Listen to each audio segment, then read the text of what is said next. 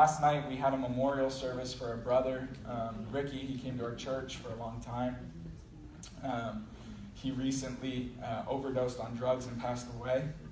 And so we had a memorial service for him, and it was definitely like a hard thing, and a hard thing for a lot of people. And just like I was trying to think of like how to properly process grief and all these things, and just like processing a lot of different things in my mind with all of that situation. But last night was really awesome, and we got to hear a lot of really amazing stories about our brother, and just really see how in his short life how Christ used his life. And I want to tell you a story that Ricky didn't want anybody to know, but came out after he died because he's not going to be able to stop you or get mad. And so I want to share this story with you, hopefully as an encouragement for our brother. But he picked up a man who's homeless on the streets, and he's in a wheelchair, and he doesn't get to shower very often. And Ricky brought him to the gym where he works out, which is Planet Fitness. And he wheeled him in the wheelchair, and he asked them if he could give him a shower. And they kind of like talked back and forth for a little bit, and they're like, you can do it, but you're liable if anything happens to him. And I think they made him sign something or whatever, but they said you're liable if anything happens to this man. And so he brings this guy who has no life in his legs into the shower with his wheelchair, takes him out of his wheelchair, strips him down naked, washes his body.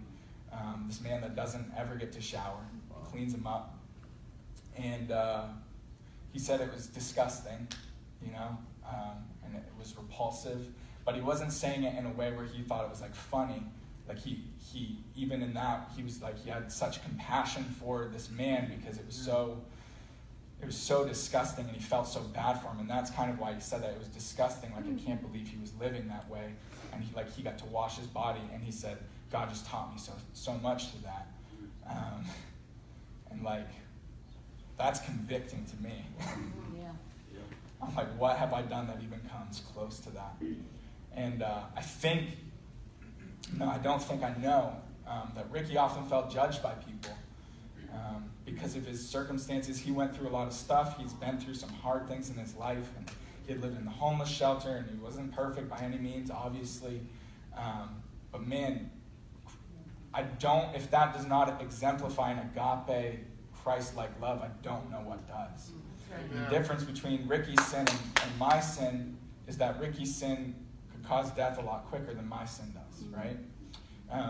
But what an example of Christ, and like what a convicting thing for me to think, like I don't know that I've ever even exemplified Christ in such a way as that. Like that's self-sacrifice, that is not caring about yourself at all, and that is truly loving thy neighbor. And it's a beautiful story, and it's something like that I'm so excited to know about him and be able to remember about his life. And I just wanted to put that before you because this is the kind of self-sacrificing source of love, of God. Like Ricky didn't do that in and of himself, and like in his selfishness and in his depravity, I don't believe that he would have had a capacity to do something like that. That could only come from the heart of Christ in him. Like I truly believe that, because even with the heart of Christ in me, I think like I don't really want to do that, but he did it. Like he felt called to do it, and he did it.